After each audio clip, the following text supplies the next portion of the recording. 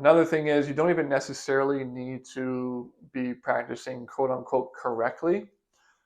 because if you are practicing consistently enough, and as long as you're not practicing in a way that's causing physical damage to you,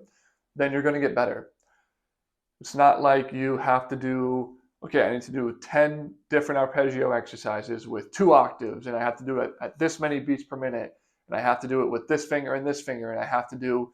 after that, I have to do a hand-in exercise, and I have to do hand-in exercise number 1, number 2, and number 7, and I have to do it in one hand, and then I have to do it in both hands, and I have to do it in 3 octaves and 10 octaves, and all of that. You don't need to do that.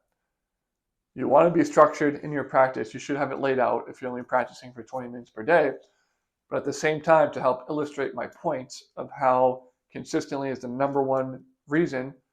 that people succeed, or the number one lack of consistency being the number one reason why people fail,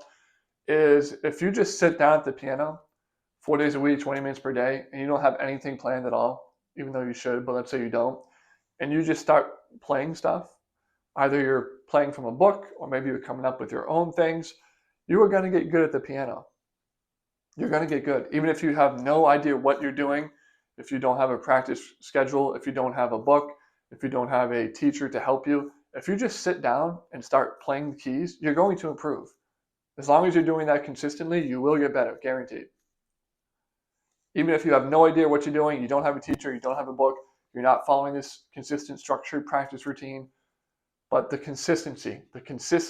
will make up for all of that.